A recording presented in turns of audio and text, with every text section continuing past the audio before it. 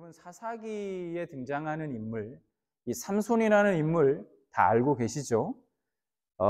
가장 성경에서 힘센, 성경에 등장하는 인물 중에 가장 힘센 그런 인물로서 우린 삼손을 잘 기억하고 있습니다. 주일학교 우리 아이들도 이 삼손이라는 인물은 잘 알고 있을 겁니다. 자, 오늘은 이 삼손에 대해서, 삼손에 대한 이야기를 좀 나눠보려고 합니다. 오늘 사사기 이 16장은 삼손의 마지막 이야기가 기록되어 있습니다. 삼손의 마지막이 어땠는지 그 마지막이 기록되어 있다는 것이죠. 삼손의 마지막 이야기에 빠질 수 없는 여인이 한 명이 있는데 그 여인이 누구냐 하면 여러분들도 아마 잘 아실 거예요. 들릴라라는 이 여인입니다. 어느 날 이 삼손이 이 들릴라라는 여인과 사랑에 빠집니다. 이 삼손이 참 여인과 사랑에 잘 빠지는 것 같아요. 금사빠라고 하더라고요. 금방 사랑에 빠진다 해서. 삼손이 좀 그런 것 같습니다. 이 들릴라라는 여인을 첫눈에 딱 보고 또 사랑에 빠진 거예요. 그래서 사사기 16장 4절 말씀을 보니까 이후에 삼손이 소래골짜기에 들릴라라 이름하는 여인을 사랑하며, 삼손은 이 들릴라라는 여인을 정말 사랑했습니다. 그런데 들릴라는 그런 삼손을 사랑하지 않은 것 같아요. 왜냐하면 그런 삼손을 이용했습니다. 이전에 삼손은 들릴라 이전에 다른 여인의 사랑에 빠진 적이 있었는데 딥나라는 지역에 사는 여인, 한 여인, 이를 모를 여인에게 사랑에 빠진 적이 있습니다. 그래서 이 삼손은 이 딥나의 여인에게도 이게 비슷한 일을 당한 적이 있습니다. 그러니까 이용당했다는 적이 있었다는 거예요. 이 딥나의 여인이 수수께끼의 그 답을 알아내려고, 삼손이 낸 수수께끼의 답을 알아내려고 삼손에게 매달렸던 것처럼 지금 들릴라도 삼손의 그 힘의 비밀, 삼손이 도대체 그 힘이 어디에서 나오는 것인가? 그 힘의 비밀을 알아내려고 삼손에게 계속해서 조르고 매달립니다. 들릴라가 왜 삼손의 힘의 그 비밀을 알아내려고 했을까요? 왜냐하면 이 들릴라에게 너무너무나 좋은 제안이 하나 들어왔기 때문입니다. 그러니까 어떤 제안이냐? 이 블레셋 옆에, 그 이스라엘의 옆에 나라, 이 블레셋 입장에서 이 삼손이 너무 눈에 가시 같거든요. 이 친구를 좀 어떻게 좀 처리하고 싶은데, 이게 어떻게 이길 방법이 없는 거예요. 왜냐하면 너무 이 삼손이 힘이 너무너무 어마어마하게 세서 맨날 당하는 겁니다. 그래서 이 블레셋 지도자들이 힘으로는 삼손을 이길 방법이 도대체가 없으니까 이 들릴라를 끌어들입니다. 들릴라를 찾아가서 그녀가 거절할 수 없는 그런 엄청난 제안을 들릴라에게 해요. 5절에 보니까 블레셋 사람의 반백들이 그 여인에게로 올라가서 그에게 이르되 삼손을 깨어서 무엇으로 말미암아 그 큰 힘이 생기는지 알아내달라. 그리하면 우리가 각각 은 1,100개씩을 내게 주리라 하니, 들릴라에게 네가 삼손의 그 힘을 우리에게 알려주면, 힘의 그 근원, 그 비밀을 알려주면 우리가 각각 은 1,100개씩을 주겠다 이렇게 약속합니다. 여러분, 이게 얼마나, 은 1,100개가 얼마나 큰 돈인가 하면 당시 일반적으로 한 사람이 1년 동안 열심히 일해서 받을 수 있는 임금, 연봉이죠. 연봉이 얼마나 은 10개 정도 되었습니다. 그러니까 단순 계산하면 삼손의 그 힘의 비밀을 알아내기만 하면 약 110년 동안 일한 금액, 평범한 사람이, 보통 사람이 110년 동안 일한 금액을 벌 수 있다는 거예요. 어마어마하지 않습니까? 그런데 그것이 각각이라고 말하고 있다는 거예요. 각각. 그러니까 한 사람에게 그만큼의 금액을 받는 것입니다. 지금 들릴라를 찾아온 방백, 그러니까 블레셋의 지도자들이 몇 명이 찾아오는지 알 수 없어요. 말씀하고 있지 않기 때문에 구체적으로. 근데 한 명은 아니라는 거죠. 복수인 것 같아요. 그러니까 복수이기 때문에 각각 1100개씩 은을 받을 수 있다는 얘기입니다. 어마어마한 금액입니다. 상상을 초월하는 그런 엄청난 금액의 돈을 지금 약속한 거예요. 여러분, 이런 제안이 들어오면 여러분 혹하지 않을 수 있겠습니까? 여러분이라면 어떻겠습니까? 여러분들도 아마 혹하지 않을까요? 더군다나 지금 삼손이 나를 너무너무나 사랑하고 좋아하는 거 알고 있지 않습니까? 그러니까 그거 힘의 근원쯤은 물어보면 금방 알아낼 수 있을 거다라는 아마 생각도 들었을 거예요. 아주 좋은 제안, 혹하는 제안, 그것을 들릴라가 받아들인 것입니다. 이 엄청난 금액을 약속받은 들릴라는 곧바로 작업에 들어갑니다. 작업이 수월했을까요? 알아내기가 쉬웠을까요? 수월하지 않았어요. 생각했던 것처럼 그렇게 수월하지 않았습니다. 삼손이 자신을 끔찍히 생각하고 있으니까 바로 넘어올 줄 알고 그렇게 생각했는데 아니었어요. 아무튼 삼손은 들릴라의 질문에 답하지 않고 직접적으로 물어보거든요. 처음에 네 힘의 근원이 어디서 나오는지 나한테 알려줘, 이렇게 얘기하거든요. 삼손이 알려주지 않습니다. 그리고 이 위험한 질문을 가지고 삼손이 거기서 그냥 거부하고 들릴라의 그런 질문을 그만하라고 거기서 멈추게 하고 좀 쫓아냈어야 되는데 오히려 그 위험한 질문을 가지고 장난을 치기 시작합니다. 재미삼아서 거짓말로 대답하면서 세 번이나 이와 같은 장난을 반복해서 장난을 치면서 즐겨요. 근데 장난처럼 시작한 일이 반복되면서 점점 더 위험해집니다. 삼손은 들릴라가 힘의 근원을 물었을 때, 처음 그렇게 물었을 때 들릴라를 떠나야 했습니다. 이 여인이 이거 심상치 않은데 왜 이 힘의 근원을 알려 하지? 의심하고 물리쳐야 했었어요. 그 자리에서 나왔어야 합니다. 그만 멈춰야 했어요. 그런데 멈추지 않았습니다. 들릴라도 멈추지 않았어요. 3번이나 거짓말에 속은 들릴라는 작정하고 마지막으로 강력한 최후의 필살기를 남깁니다. 15절 어떤 필살기를 날리냐? 들릴라가 삼손에게 이르되 당신의 마음이 내게 있지 아니하면서 당신이 어찌 나를 사랑한다 하느냐? 당신이 이로써 3번이나 나를 일용하고 당신의 큰 힘이 무엇으로 말미암아 생기는지를 내게 말하지 아니하였도다 하며.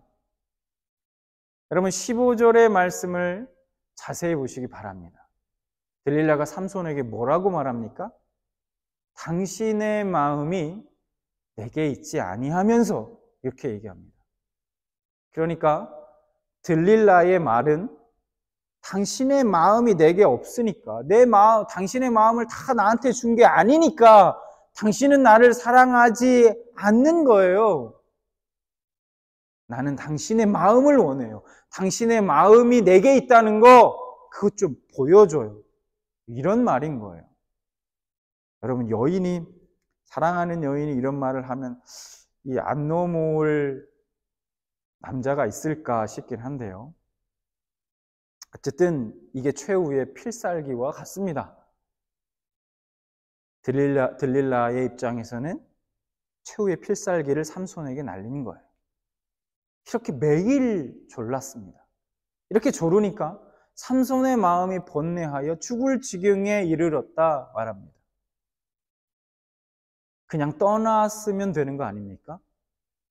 그런데 삼손은 떠나지 않았습니다. 그렇다는 말은 삼손은 이미 들릴라에게 그의 마음을 빼앗겼다는 말입니다. 결국 삼손은 자신의 힘의 근원을 말해주게 됩니다. 17절 삼손의 진심을 드러내어 그에게 이르되 모태에서부터 하나님의 나시린이 되었음이라. 만일 내 머리가 밀리면 내 힘이 내게서 떠나고 나는 약해져서 다른 사람과 같으리라 하니라. 여러분, 이 17절의 말씀을 통해서 우리가 알 수 있는 것이 있습니다. 그게 뭘까요? 여러분, 나실인이 뭡니까? 나실인이라는 것은 어떤 한 사람이 일정 기간 혹은 평생 동안 하나님께 헌신하기로 그렇게 구별된 자, 소원한 자, 그런 사람이 바로 나실인입니다. 그래서 이렇게 나실인으로서 구별된 자, 나실인이 된 사람은 하지 말아야 될 것이 있습니다. 하나님 앞에 세 가지가 있어요. 첫 번째가 뭐냐? 포도주나 독주를 마시면 안 됩니다. 그 다음에 죽은 시체, 사체를 만지면 안 됩니다. 그래서 부정해지면 안 되고, 마지막 세 번째가 뭐냐면 머리에 삭도를 대면 안 된다. 그러니까 머리를 자르면 안 된다는 거예요. 근데 삼손은 어머니의 뱃속에 있을 때부터 하나님이 나신으로 구별하셨다는 거예요. 직접. 특별한, 어떻게 보면 은혜를 입은 거죠. 삼손이 자신인 엄마의 어머니의 뱃속에 있을 때부터 나신이 되었다는 사실을 지금 말씀을 통해서 보면 삼손은 그것을 분명히 알고 있었다는 것을 우리는 알 수 있습니다.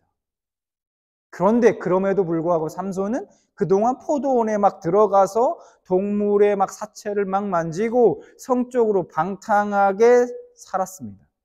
자신의 신분을 모르는 사람처럼 그렇게 살았다는 거예요. 그러니까 나신인이 지켜야 할 규례들을 다 어겼습니다.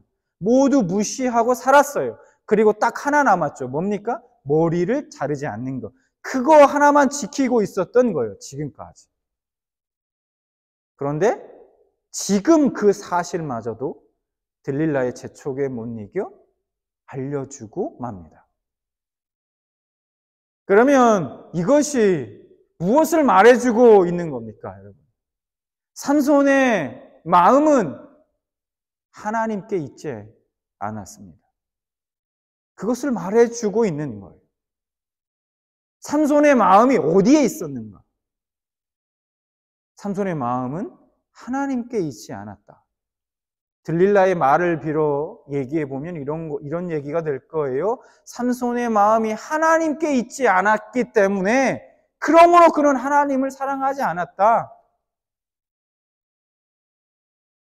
그런 말이 될 것입니다. 삼손의 마음은 하나님이 아니라 지금 들릴라에게 있습니다.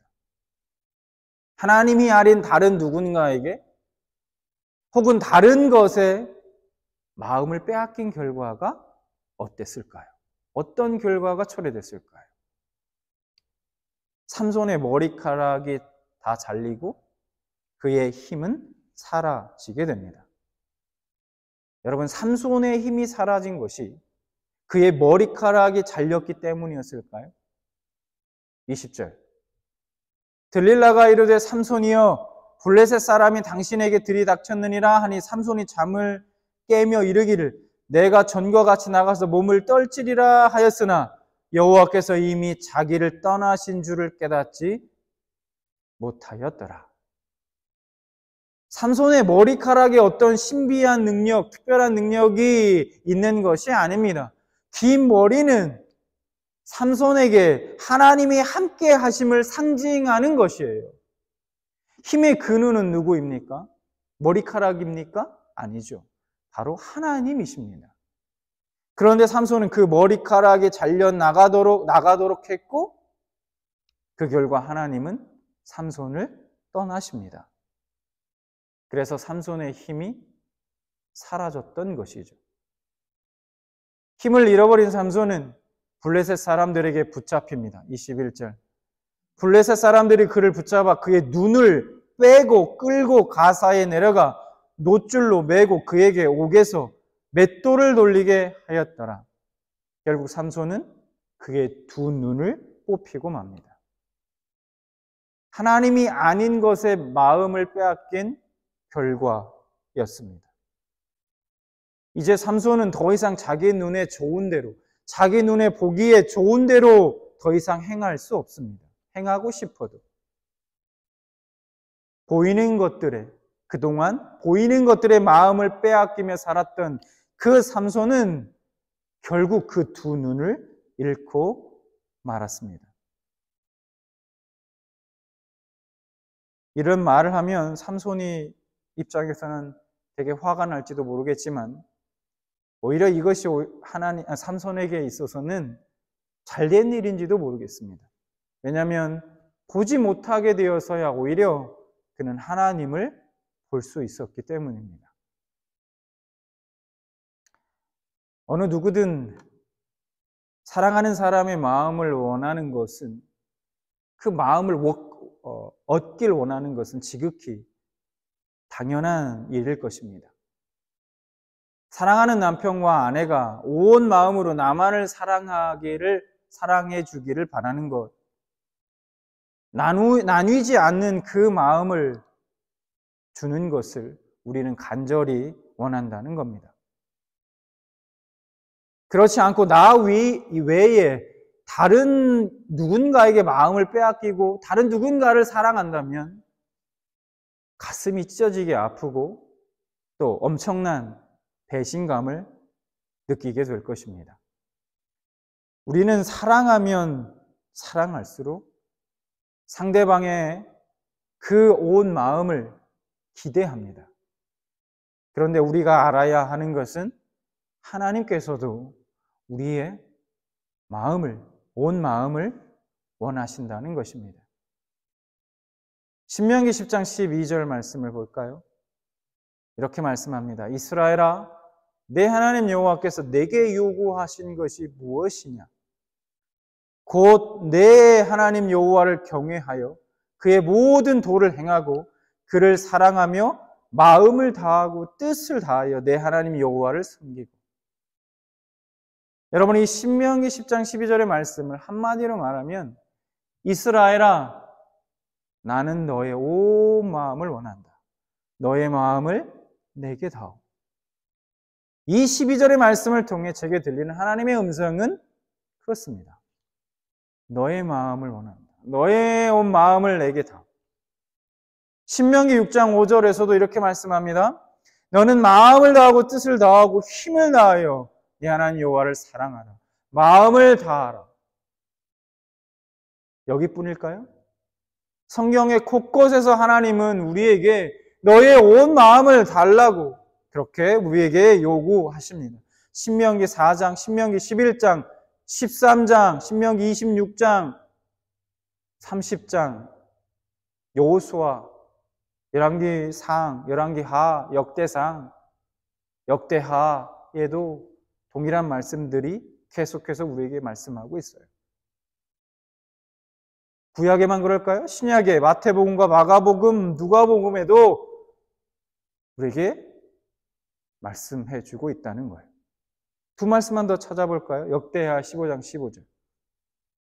온 유다가 이 맹세를 기뻐한지라 무리가 마음을 다하여 맹세하고 뜻을 다하여 여호와를 찾았으므로 여호와께서도 그들을 만나 주시고 그들의 사방에 평안을 주셨다. 마음을 다하여 맹세하고 뜻을 다하여 여호와를 찾았으므로 라고 말씀하고 있어요. 어느 날 율법사들이 예수님께 어느 계명이 가장 큰지를 물었을 때 예수님이 이렇게 말씀해 주십니다. 마태복음 22장 37절. 예수께서 이르시되 내 마음을 다하고 목숨을 다하고 뜻을 다하여 주 너의 하나님을 사랑하라. 마음을 다하고. 하나님은 우리의 마음을 원하십니다. 나뉘지 않는 마음. 그런데 세상도 우리의 마음을 원한다는 거예요. 마귀는 오늘도 우리의 마음을 빼앗기 위해 수단과 방법을 가리지 않습니다.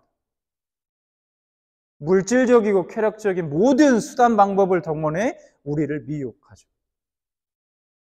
마귀는 우리의 마음을 빼앗은 뒤 쓸데없는 곳에 마음을 쓰게 합니다.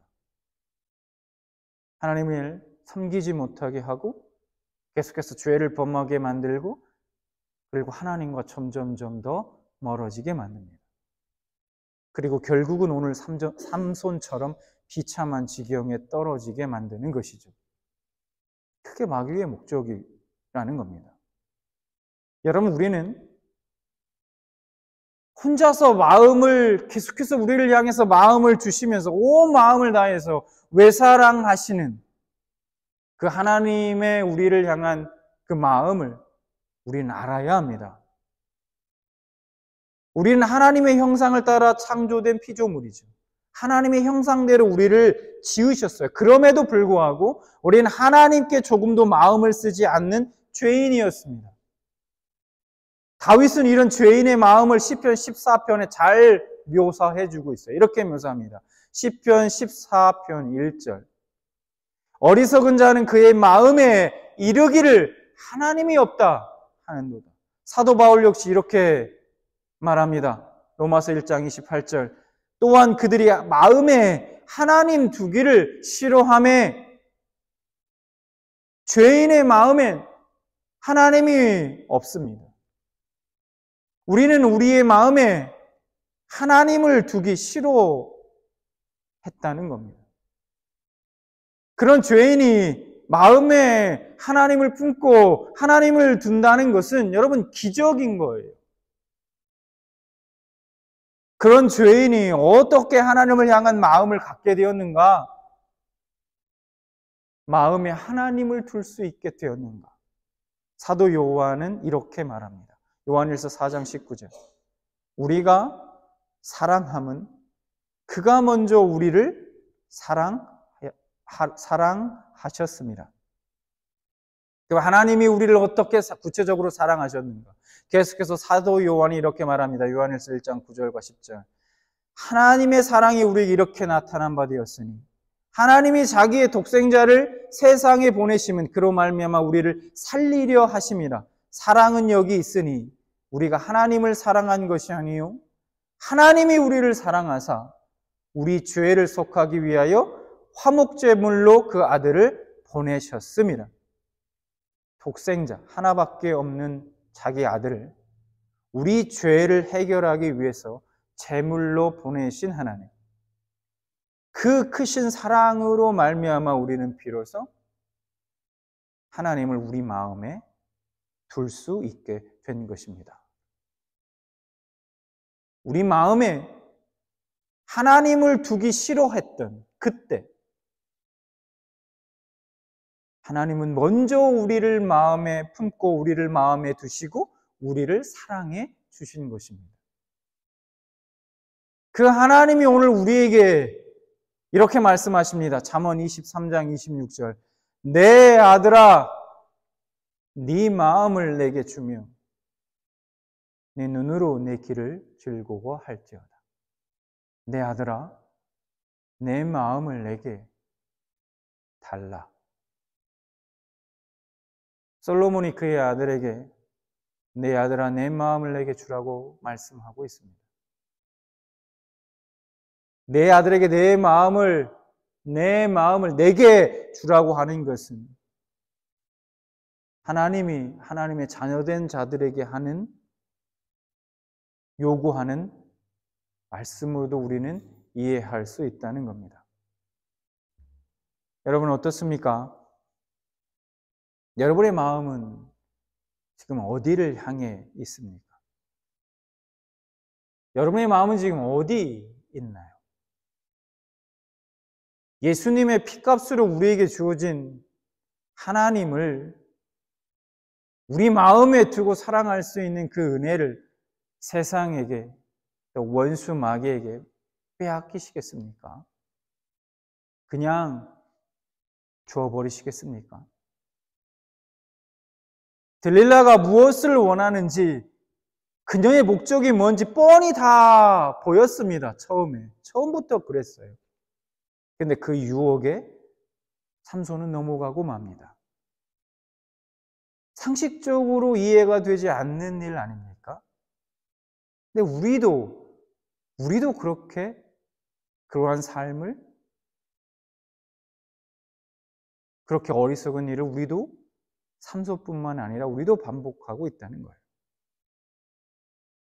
얼마나 많은 사람들이 오늘 삼손처럼 살아가고 있는지 모릅니다. 얼마나 많은 사람들이 삼손처럼 자기 눈에 좋은 것들의 마음을 빼앗기고 사는지 모릅니다. 그렇게 거짓된 만족과 쾌락의 마음을 빼앗겨서 결국 그 두 눈이 뽑히게 되는 비참한 지경까지 이르게 되는 것입니다. 오늘날 유혹에 넘어가 마음을 빼앗기고 결국은 두 눈이 뽑힌 사람들의 이야기를 얼마나 많이 듣게 되는지 모릅니다. 그 가지고 있는 능력을 한순간에 다 날려버린 일들이 얼마나 많습니까? 이 목회자들의 타락. 그렇게 믿음이 좋으시고 하나님을 위해서 사명과 열정을 다하셨던 목사님들이 여러분 그 유혹에 한순간에 넘어가는 것들을 우린 보지 않고 듣지 않습니까? 얼마나 많은 정치인들이 부패합니까? 가정들이 여러분 무너지고 있는 걸 보지 않습니까? 두 눈이 뽑히는 처참한 광경들을 우리는 보지 않느냐는 말입니다. 유혹이 왔을 때 멈추지 않고 그 유혹에 넘어가 결국은 마음을 빼앗기고 죄에 빠졌기 때문이죠. 두 눈이 뽑혀서 비참하게 인생의 나락으로 떨어지게 되는 것입니다.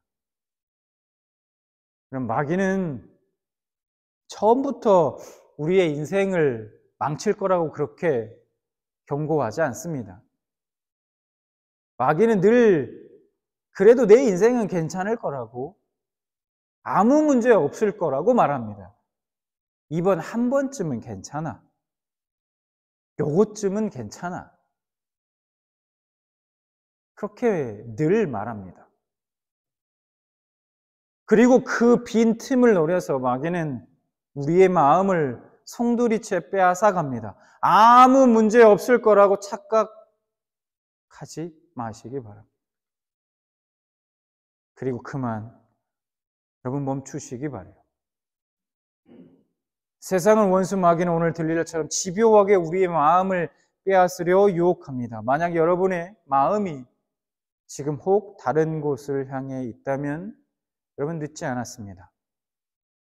여러분을 누구보다도 전심으로 사랑하시고 기다리시는 그 하나님께로 당장 여러분의 마음을 돌이키시기 바랍니다.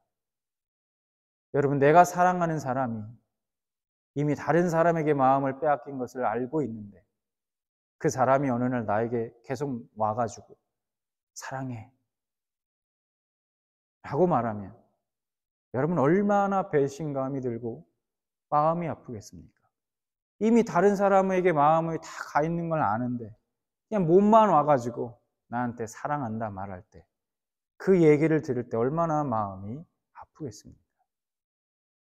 예수님이 바리새인과 서기관들에게 이렇게 말씀하셨습니다. 입술로는 너희가 나를 공경하되 마음은 내게서 멀도다.